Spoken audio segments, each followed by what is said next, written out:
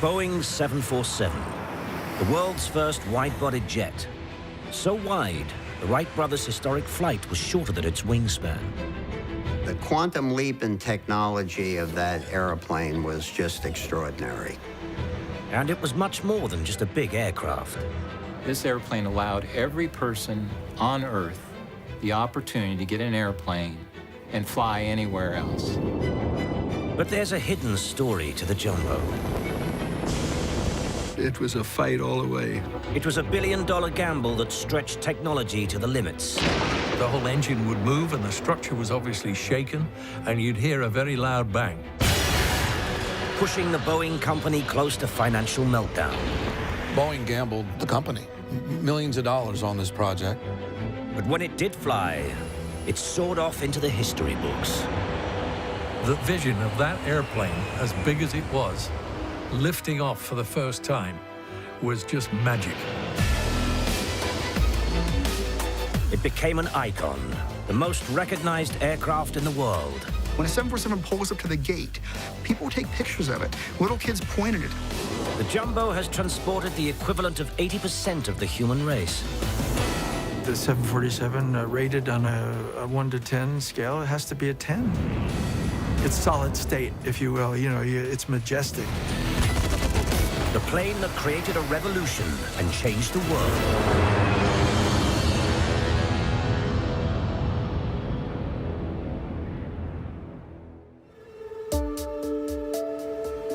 This is the latest generation Jumbo, the 747-8.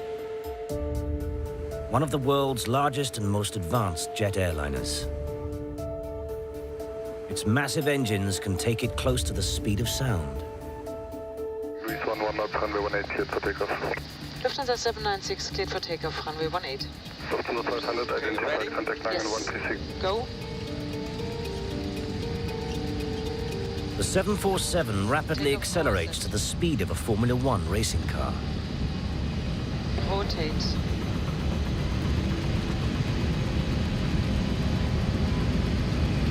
Effortlessly lifting over 400 tons into the night sky. But the story of how this iconic aircraft became such a success was far from trouble-free.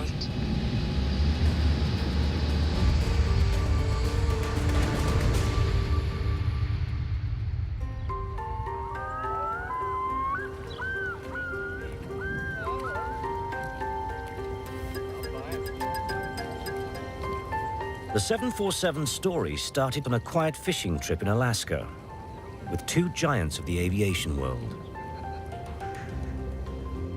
One trip, the powerful yet suave owner of Pan Am told Bill Allen, the no-frills boss of Boeing, of his vision for a superplane. Tripp wanted an aircraft 2.5 times larger than anything that had gone before. This was the early days of commercial jet travel. One trip at Pan American Airways saw an opportunity here for a bigger airplane to take advantage of this growth. An airplane with 400 seats that could carry more people and make more revenue. Both men were reaching retirement, and they wanted to go out with a bang. Gentlemen? Tripp signed for 25 of the Superjets, to be called the 747. It was the largest commercial aircraft order in history. A deal worth a staggering $3.7 billion in today's money. And Bill Allen agreed Tripp could have them in just 28 months. It set an almost impossible challenge for Boeing's engineers. This was all new technology. Remember, this airplane was going to be twice the size of any commercial airplane in existence. And the time constraints, the schedule that they put on themselves was incredibly tight. Nobody had any idea of what it should look like. So the first stage was to draw preliminary designs.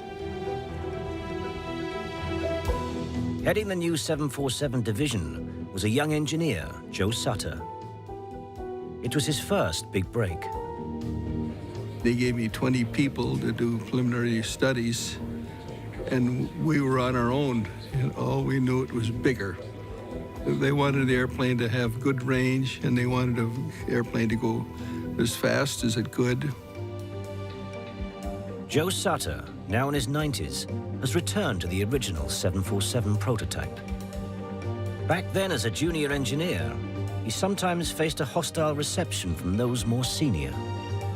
I had to do a little bit of education that I was the boss. And I'd kiddingly tell them if they didn't want to go along with my orders, I had a good assignment in Bangladesh I could send them to. From the start, Sutter's team worked around the clock. But despite the size of their challenge, they were not Boeing's #1 priority. Most of the company's resources and best talent were being diverted into another aircraft. We were certainly not the only kids on the block as far as the 747 program was concerned. The real hot-button item around Seattle was the supersonic transport airplane. This is what Boeing believed was the future.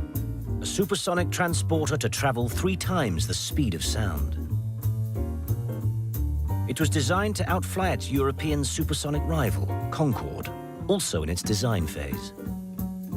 And when Boeing's SST came into service, the 747 was to be relegated to shipping freight. Now, the SST was the future of flight.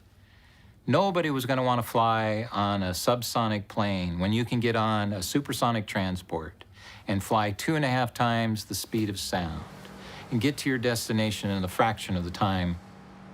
And the 747 was just almost an afterthought. They didn't expect to build more than 50 of these airplanes, and they expected most to be transports, but it'd be sort of like a stopgap until they got this airplane running. So obviously, the 747 was playing second fiddle the whole time. Sutter's team was shoved into old premises and starved of resources.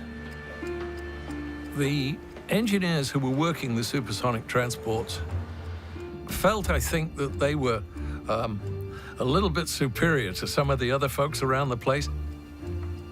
Everybody now thinks that the 747 was the queen of the skies and everything was very in good shape. Well, that wasn't the case at all.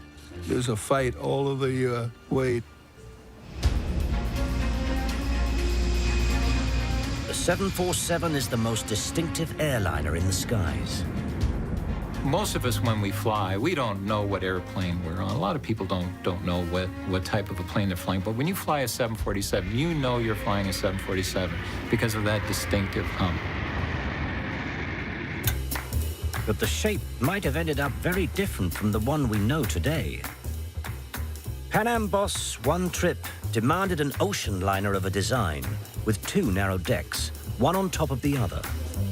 The first idea that came about was taking a conventional 707-sized airplane and taking 2 of those single-aisle fuselages and putting them together. And that's the airplane you see here. And from what I know from Joe is that they didn't like this idea very well. One Trip, you know, he was sort of a Navy man. He wanted an airplane with round windows like portholes. Sutter's gut feeling was it looked like a turkey. We sat and looked at the requirements for an airplane like that and decided there's so many problems with the double-decker, there's got to be a different solution. Sutter worried that in an emergency, passengers would not jump off a top deck 25 feet above the ground. Then his team had a eureka moment. And my people came up with the idea, well, why not go to a wide single-deck airplane? Rather than put 2 decks on top of each other, Sutter's team put them side by side. And what would be the world's first wide-bodied aircraft was created. But there was a problem for the freighter version. Opening the nose was the best solution for loading, but where to put the cockpit? Then, in a stroke of genius, Sutter decided it should go on top. And so the distinctive hump was born. To think outside the box of something larger took several leaps of faith. Today it seems commonplace, but 40 years ago it was not. We had a hell of a time convincing our own management first that that was the way to go.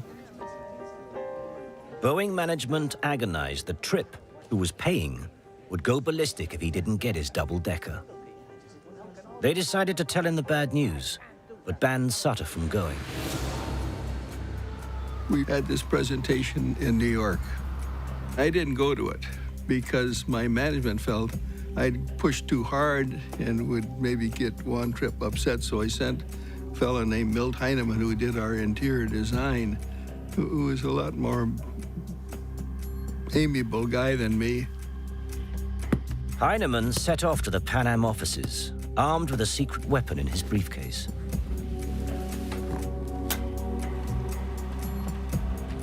He had to convince Tripp that his passengers wouldn't be squashed in a single deck. He had just one shot, and it was time for his secret weapon. Can you help me, please? Heinemann showed with a 20-foot clothesline just how wide the 747 would be.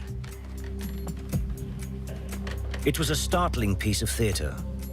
No one had imagined such a cathedral of the air, almost double the width of any airliner built before. It didn't convince Juan Tripp right away, but his people were astounded. And all of a sudden, this opened up all these possibilities. It was a moment of discovery. Tripp eventually bought the idea when he saw a mock-up of what his plane would look like. Sutter got the go-ahead for the first wide-body jet in history. But now, they had to turn a wooden mock-up into a real flying machine. The race was on. In wind tunnels, they evaluated the aircraft. Only the first flight would tell if it would really fly. But these tests were critical. Get the design wrong now, and the consequences could be disastrous. The airplane business is completely different than any other business. You're committing $10 billion to just throw it in. You're stuck with it. So you better do it right or forget it. 75,000 drawings detailed how every last part fitted into the prototype. I think one of the first impressions one had of the real size of the airplane was when we first put a cross-sectional drawing of the engine up on the office wall and really realized the office wall wasn't quite big enough. Inside, the 747 program becomes a reality. Soon, Sutter and his team were running out of space. Boeing had to take drastic action. Today, at Boeing's massive Everett plant in Washington State, 747s are still rolling off the production line. This is the largest building on Earth, equivalent in area to over 50 football fields. So high, clouds can form in the ceiling. It was built specially for the 747. At huge expense, Boeing flattened the wilderness north of Seattle.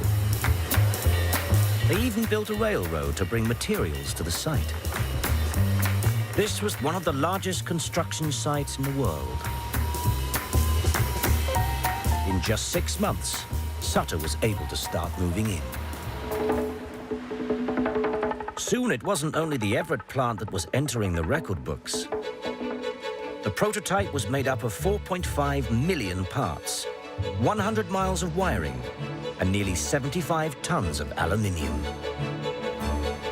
But it wasn't just the parts that were mounting up. The amount of money that was being spent on all aspects of this program was pretty astronomical. Boeing faced even more expense when new orders from 25 airlines meant production models had to be started. The 747 was now costing over £20 million a day. But there was no real money coming in. Airlines only pay on delivery. Boeing faced a cash crisis. The banks threatened to pull out. Boeing gambled the company, millions of dollars on this project. They took a big risk on it.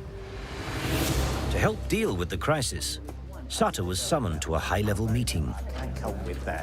My boss, who was one of these people that decided, well, you can do anything by just saying you're going to do it.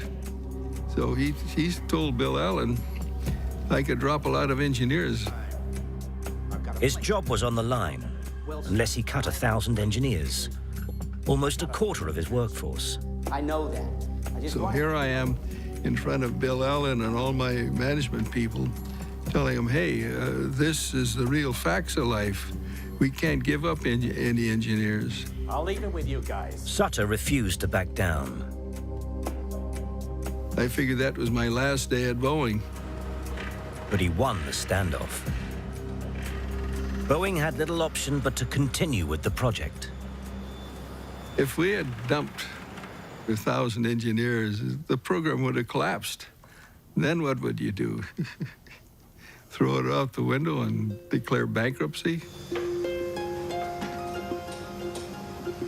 Now it was touch and go if Boeing would go bust before the 747 was ready. And the big press launch date was fast approaching.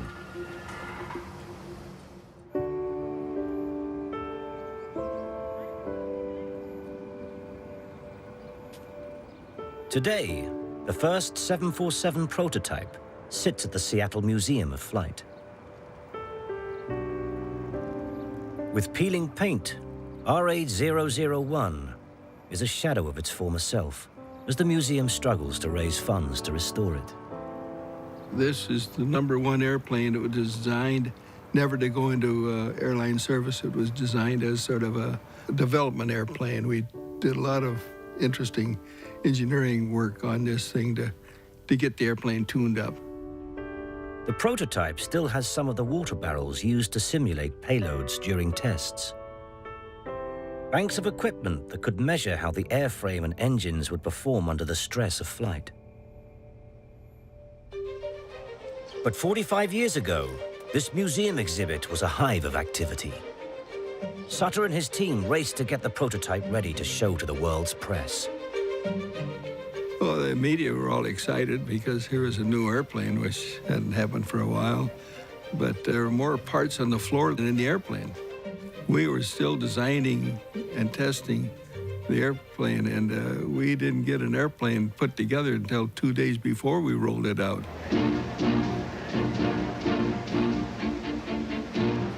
With paint still wet and parts missing, the prototype was rolled out to an expectant press and public.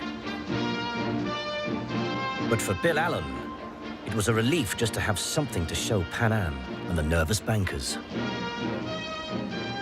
It was also time to reassure the 25 other airlines who'd placed orders that this was the aircraft sensation of the decade. Rollout day came to us as real excitement. It was pure adrenaline as far as I was concerned. TV cameras were there, everything was rolling. We were all invited along to stand outside and watch this magnificent thing come out of the hangar. And I think it gave everybody a thrill. I can't imagine anybody who didn't feel, pretty proud of that day. 26 air hostesses prepared for the christening. It didn't quite go to plan. Don't break it yet. The cadence is going to be 1, 2, 3. Got it? Okay, wait. All right, we'll do it again. 1, 2,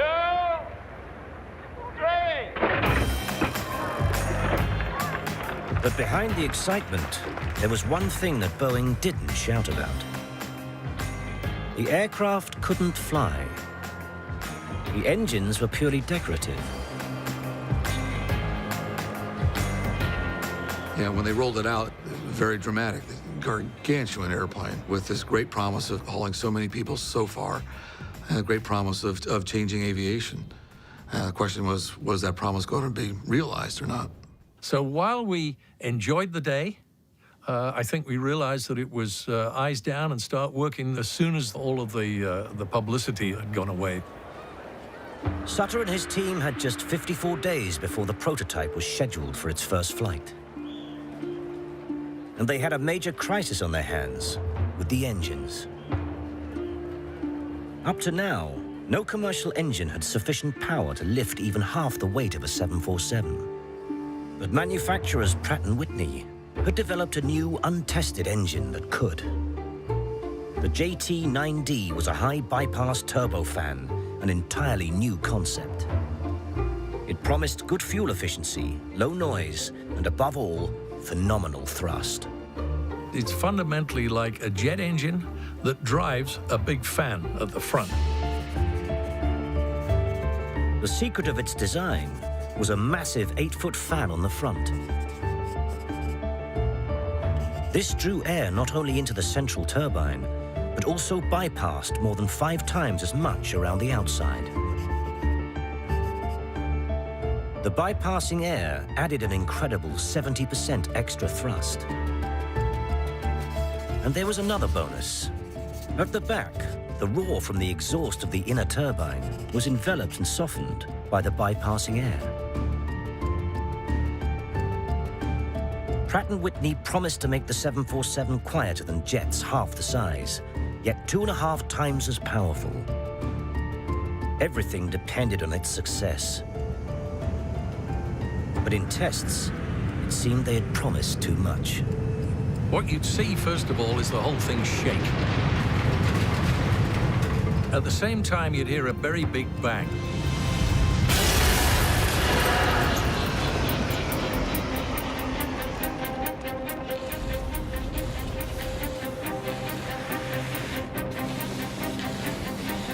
Sometimes the flames are longer than the airplane. And of course, when that happens, you burn up things like turbine blades. No one could work out what the fault was. During the 747's development, a total of 60 multi-million-dollar engines were written off. But Boeing couldn't wait any longer. They had to prove to the world that the 747 could fly.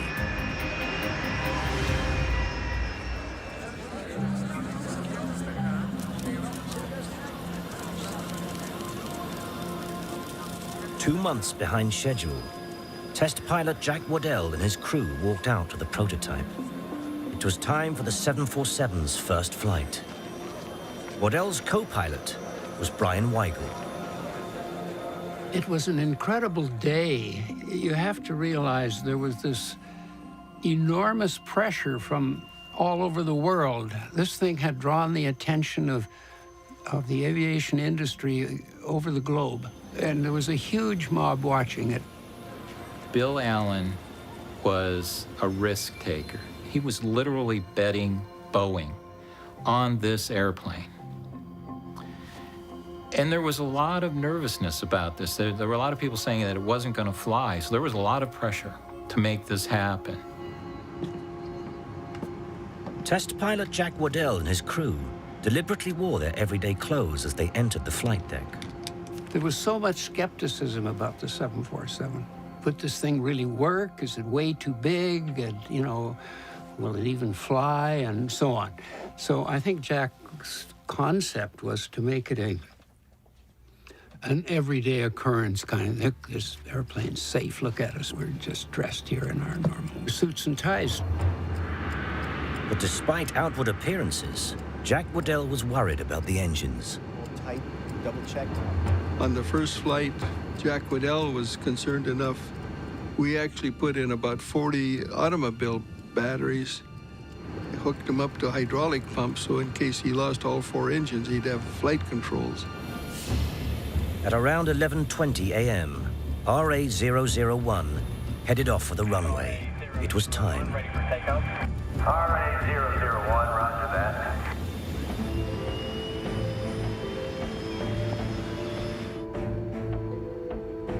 All the lights were green.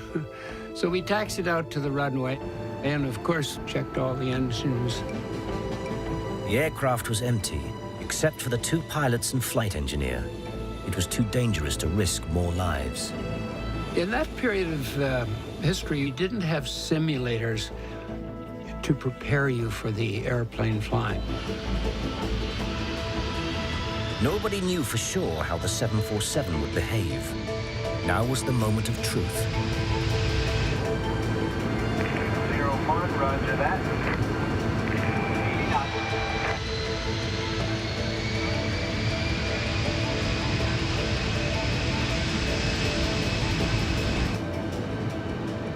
Jack pulled back, the nose came up, wheels left the ground.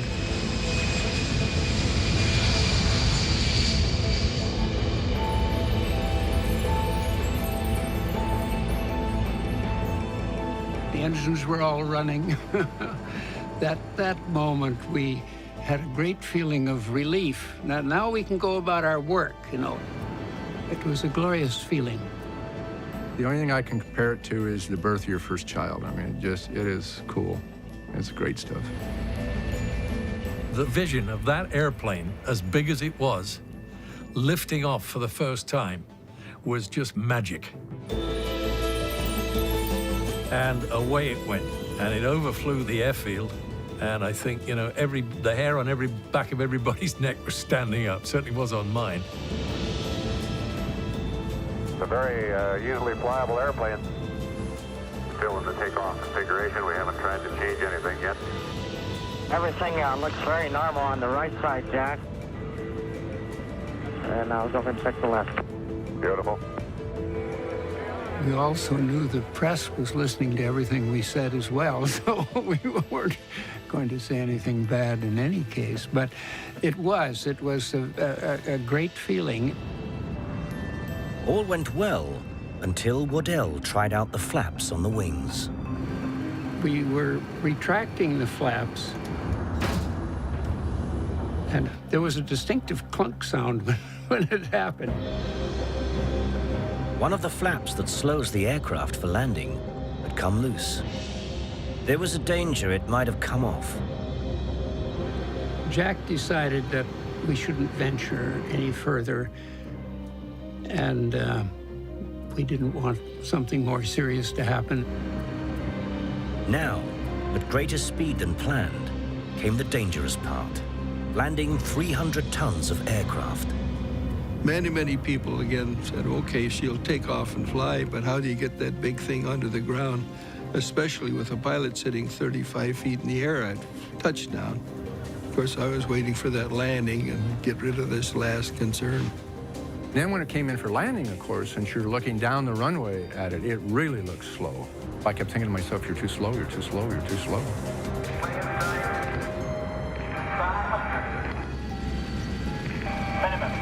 He made a nice approach, and he looked pretty confident. And of course, I'm sitting there relaxed, and Jack has to make a good landing in front of all those people.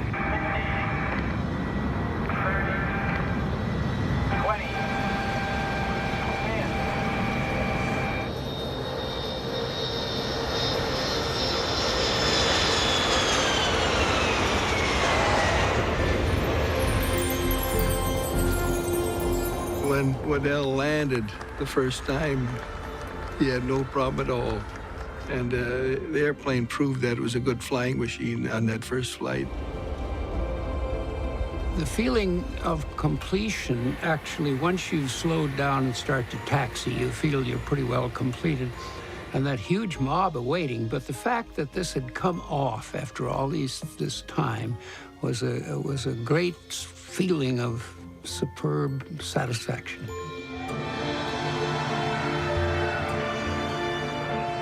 The Boeing team had worked miracles, turning sketches on paper into the largest commercial airliner ever built, and all in record time.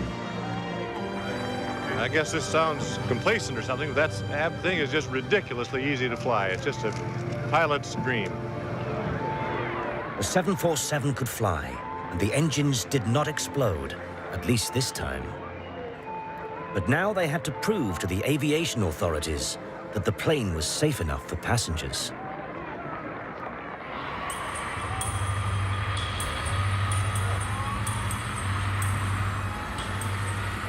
No matter how bad the weather, the tests began. They had just 11 months left. Taking the aircraft to the maximum speed before it took off, the brakes were slammed on. The wheels caught fire, but the crew had to wait an anxious 5 minutes before putting them out. Waddell deliberately put the 747 into death-defying stalls.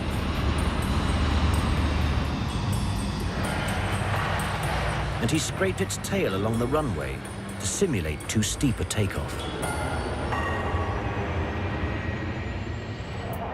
Above all, the authorities wanted to check the plane could be evacuated in just 90 seconds. The 747 would be carrying more passengers than ever before. A single accident could kill over 400 people. But soon the 747 was passing with flying colors. Not least because Sutter had installed unparalleled safety features. 3 backup systems that would keep the aircraft flying, even if only one was working. This was his most important value in designing the 747. It was the thing that kept him awake at night. What would happen if it crashed on its first flight? It would have been the end of the Boeing company. We did, I think, establish a new standard for airplane design, and later on, I think most people tend to follow that, not maybe as well as the 747, but you'll see that safety going into all of the more modern airplanes. But it wasn't long before the tests hit what every aircraft designer considers their worst nightmare. The 7-letter F word, flutter. Increasing speed to Mach 0.7. At certain speeds, as wind tunnel tests show, flutter causes violent vibrations that can shake an aeroplane apart.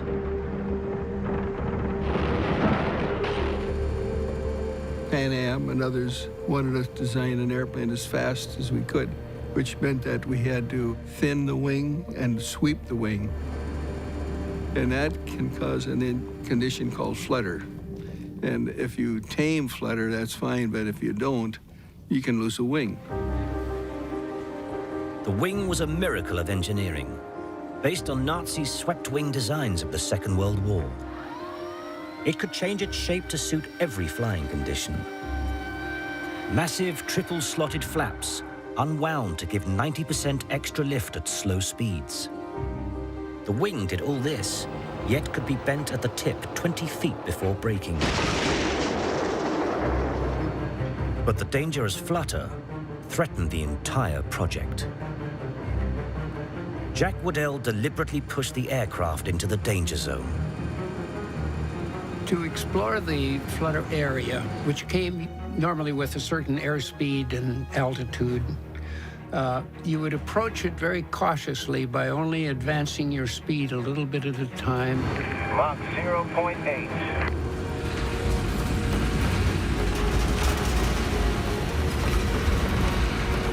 The flutter started. You knew you were in dangerous territory. It's a very dangerous phenomena and has to be carefully controlled. Okay, decreasing speed. But normally that meant right away you backed off. You pulled the throttles back and you slowed down. As soon as you slowed down, then you left the danger area with some more information. After a month of hard flying, they worked out a fix. Small heavy weights at the tip of the wings dampened the vibrations. We did control it. We found the answers. We got it done, but it took a lot of time. Time that Boeing didn't have. While the tests raced ahead, anticipation of the new Jumbo was building on this side of the Atlantic. They said the Jumbo couldn't be built. No factory could hold it. But Boeing leveled a mountain and built the biggest factory in the world. And the revolution in our travel habits begins in only 4 months. The catering vehicle at door 1 starboard is elevated. Investing millions in new facilities, airlines rehearsed arrival day of the new giant. The starboard air conditioning vehicle is positioned and started. The cleaning vehicle at door 5 starboard is elevated, and cleaning of the rear toilet starts. International airports were expanded to create massive hubs ready for the passenger explosion that was to come. But all the preparations would be for nothing if the engine faults could not be fixed. With only months before the first 747s were due to go into service, production models started piling up outside the Everett factory. Very few of the airplanes ever had engines on them. They usually had a concrete block hanging off of the pylon where the engine is supposed to mount. The concrete blocks stopped the aircraft from tipping up on their tails. With all these grounded aircraft, the company was closer than ever to bankruptcy. I think everybody at Boeing felt that we had a very serious engine problem, and Pratt & Whitney just wasn't taking it seriously enough. They may have been working on it, but we didn't feel they were working hard enough. Test pilot Jack Waddell decided it was time to give the engine manufacturers a wake-up call. He took the president of Pratt & Whitney for a ride and showed him the problem. It was a very dramatic demonstration because those surges always created a loud boom. To prove it wasn't just one rogue engine, Waddell throttled up number 2.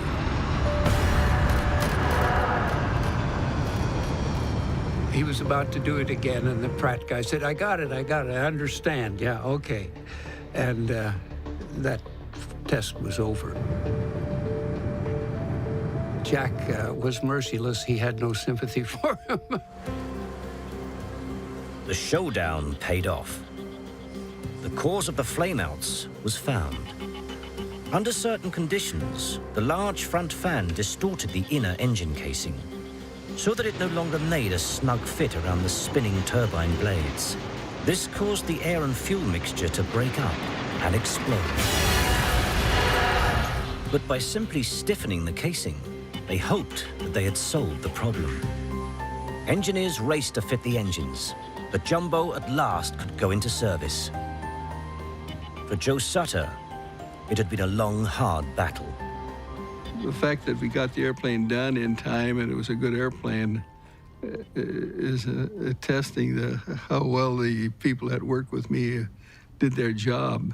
But it was a fight all the way.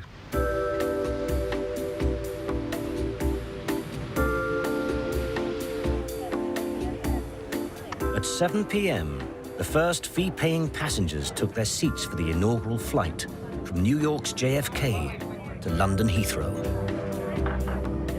It was quite a media event, as you might imagine, with celebrities. The airplane taxied out, and all of a sudden, we see the rotating beacon coming back toward the terminal. And it was reported that they had an engine problem. The passengers were brought back to the terminal. I'd rather be off than on. Any sense of fear? No, I mean, they said something was burning and we got off. Something was burning. It was an engine.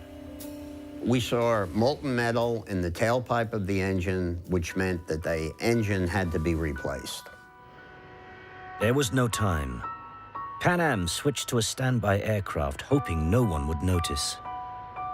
I do remember that we re-stenciled the name of the airplane to the inaugural name. After a 6-hour delay, the 747 eventually took off. While in London, everybody waited. I think the man who wrote this on the top of a press handout from Boeing's will have a very, very red face indeed this morning. He's right, we haven't. It had not been the launch Pan Am or Boeing had hoped for. But when the tired passengers did eventually land at Heathrow, the 747 was met by excited crowds. No one had ever seen a plane this size before.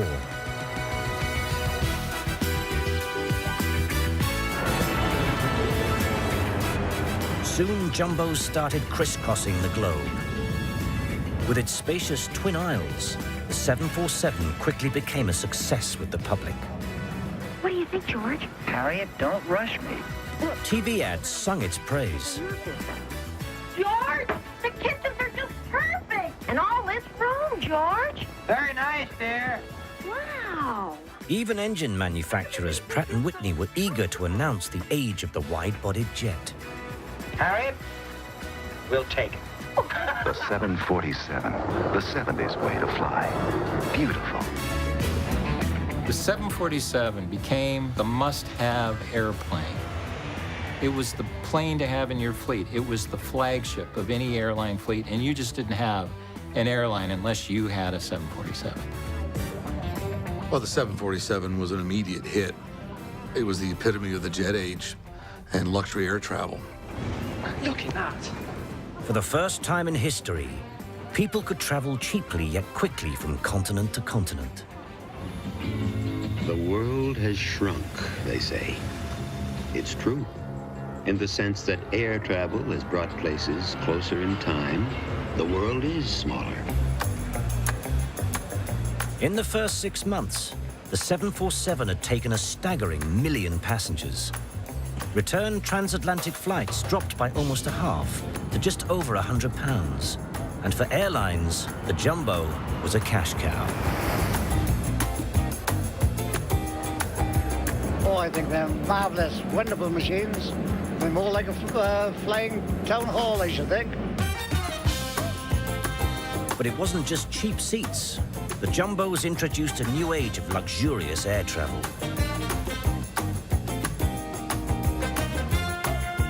The company responsible for the new interior design and the world's first overhead locker was Walter Darwin Teague Associates. We did actually go through a period where day-glow colors and upholstery were actually very, very popular. And we did some things there that I think probably today we'd look back and kind of not be so happy with, but they were really beautiful at the time. The Jumbo was transforming the aviation industry. With up to 16 cabin crew to each 747, airlines recruited more staff. Pan Am stewardess Amelia de Geer started working on 747s when they first entered service. Pan Am was the iconic airline. I would not have flown with any other airline. They were very strict about weight. We were not required to wear girdles, but we had to be slim. Amelia soon developed a love affair with the aircraft, not just with any 747, but one of the first that Pan Am ever bought. Clipper America, registration N747PA. It was love at first sight. She was an amazing vision. It was a relationship that would last 40 years. But it started badly, with the first serious accident to involve a Jumbo. I was on Clipper America, and we were fully loaded fuel-wise to go from San Francisco to Tokyo when we hit a big problem. Miscalculating his takeoff speed, the pilot hit the runway lights. We took one beam with us. It came with us right through the belly, and it went through 4 rows of seats. Those 4 seats, miraculously, were not occupied. Otherwise, it would have been human shish kebab. There was one person not so luckily located where the beam came up from the floor, and it amputated his foot. The accident had severed 3 of the 4 hydraulic systems and damaged the landing gear. The situation was critical. They had no alternative but to attempt a landing.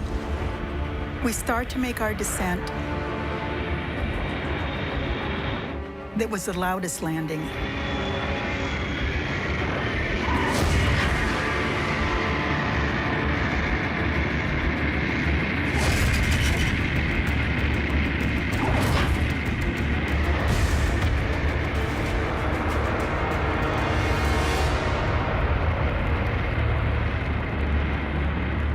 And then everything was quiet.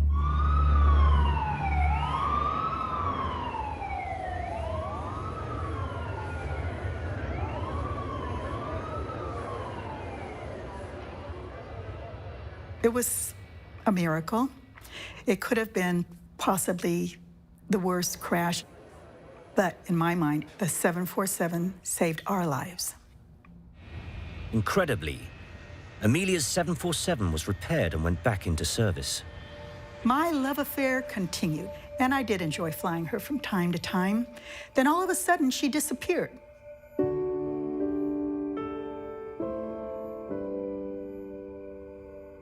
Amelia learned of the fate of her jumbo, now 40 years old, and renamed after Pan Am's founder, 1T Trip. She ended up apparently in South Korea as some kind of restaurant? How demeaning. Then I heard they finally dismantled her and she doesn't exist anymore. Why couldn't they have kept an airplane like her, you know, for all posterity? The jumbo revolution was now in full swing. But Boeing had not recovered financially from the massive investment it had made. And it was about to be dealt another blow. Everybody, I think, was concerned. Nobody took it for granted they'd have a job tomorrow morning. It was that palpable. In May 1971, the project that was supposed to make the 747 obsolete was scrapped. On grounds of noise and pollution, environmentalists persuaded Congress to cut funding for the ambitious supersonic airliner. Boeing cut its workforce by nearly 2/3. 60,000 jobs were lost. Somebody who thankfully had a sense of humor when he left put up a big board down by the airport that said, you know, the last guy to leave Seattle, please put out the lights. And, you know, it wasn't funny. That was a bittersweet kind of a piece of humor. It was a close call, but as more orders rolled in, the plane that was supposed to be the underdog saved Boeing. British Airways regret to announce a delay to departure of this flight due to late serviceability of the aircraft. Soon it had become part of our everyday life. Yeah, I live at Reading. Actually, it's not too bad, but the old M4 was a bit crowded this morning, I can tell you that.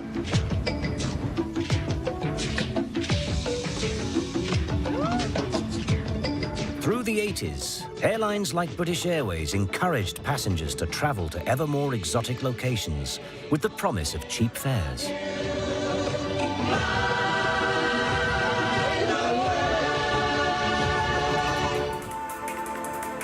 And by the early 90s, the numbers of passengers carried by jumbos was no longer in the millions, but the billions. The 747 had shrunk the world in a way that no one could ever have imagined. But by now, this child of the 70s was in need of a facelift. Boeing completely overhauled the jumbo with the introduction of the new 747-400. Advanced computer systems eliminated the flight engineer. Little winglets smoothed turbulence at the tip of the wings, saving fuel. With extra tanks, the 747 could now travel 1/3 of the way around the planet without stopping. The improvements made the jumbo the all-time favorite of crews. Among them, celebrity pilot John Travolta. The 747 rated on a 1 to 10 scale, it has to be a 10. As a Qantas ambassador, Travolta was able to realize a lifelong ambition, to learn to fly a 747. But his instructor didn't make it easy. He threw a doozy at me. He killed 2 engines. I had hydraulic problems, I had electric problems. I had about 5 major failures, plus others, instrument failures, what have you. Travolta landed safely, and the experience didn't dent his love for the 747. In fact, quite the reverse. You're dealing with a pedigree of aircraft, and you feel it when you're flying it. You know you have an airplane beneath you. It's solid state, if you will. It's majestic. There's a saying, if it's not Boeing, I ain't going.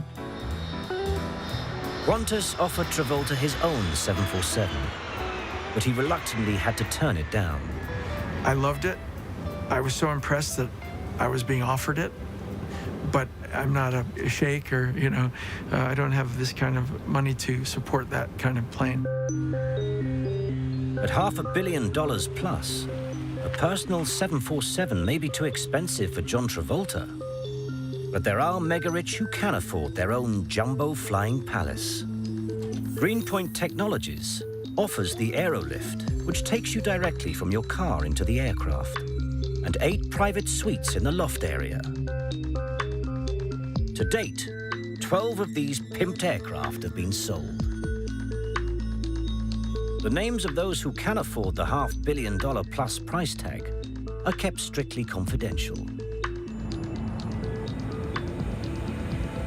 With its wide body and massive capacity, the 747 has proved endlessly adaptable.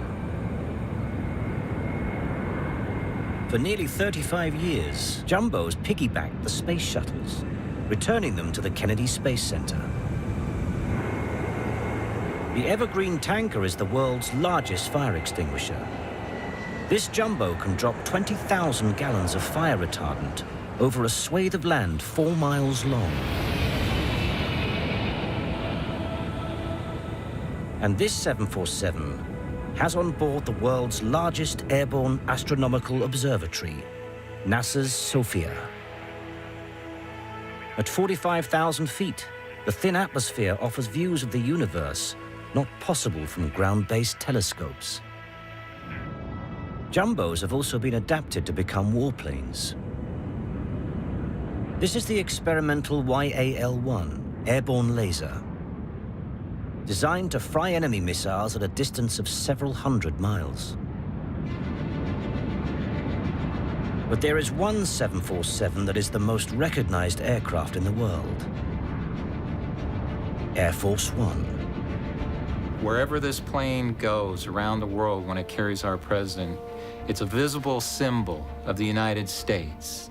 It shows what we can do as Americans. Inside is a mix of secret communication systems, offices and suites for the president and his staff. It can carry a full press corps and even has its own fully equipped hospital. All of us that flew the 747 in the military were, you know, we developed a love for the aircraft. It was just the perfect machine. This is not only a flying White House, it's also a military aircraft. Self-defense on the aircraft, can't really talk about, but there are other classified modifications for the aircraft to allow the president to survive in a nuclear environment. Air Force One costs nearly $180,000 an hour to fly and is lovingly looked after by a team of 100. It had to be hand-polished every time it came in after a mission, because it had to be perfect. You represent the United States of America, but the other part is you're representing the Boeing 747, and it was just an immaculate aircraft. Air Force One is now over 20 years old, and the US government is searching for a replacement. Boeing may just have the perfect plane for the job, a new 747.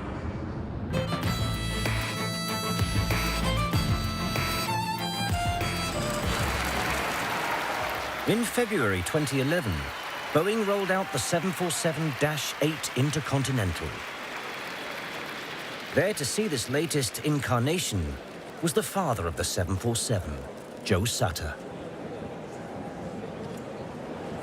747-8 shows how the basic architecture of the initial airplane was right, because it looks just like the original airplane.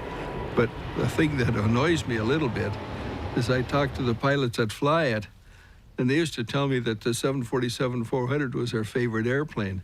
Now they're saying the 747-8 is their favorite airplane.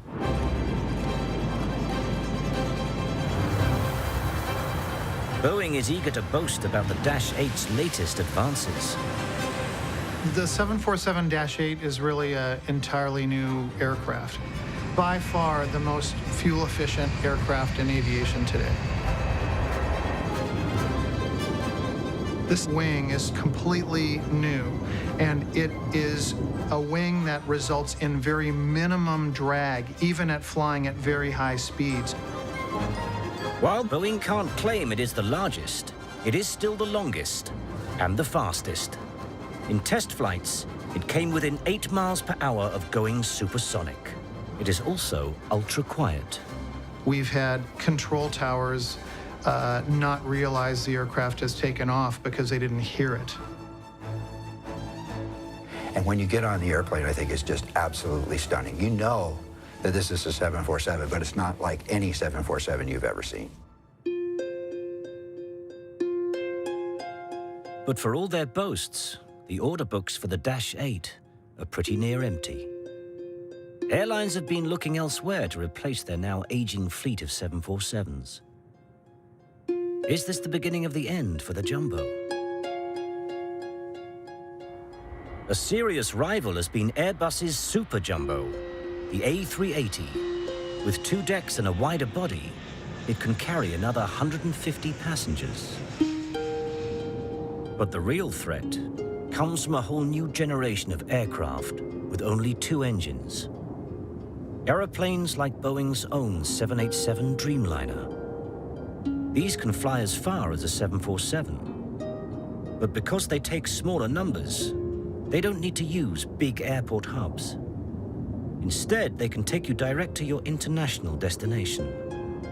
Less hassle and cheaper all round. How do the original creators of the 747 view this threat to their baby?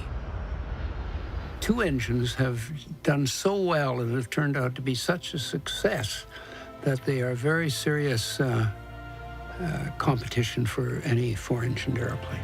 To me, it will still be around for a long time. But 2-engine airplanes are more efficient than 4-engine airplanes. And when we were putting this airplane together, 4 engines were flown because we didn't have the levels of engine reliability that we have today. Whatever happens, it's likely we are going to be flying 747s for many years to come. Meanwhile, it's estimated that at any single moment, around 100,000 people are seated high in the skies in a Jumbo.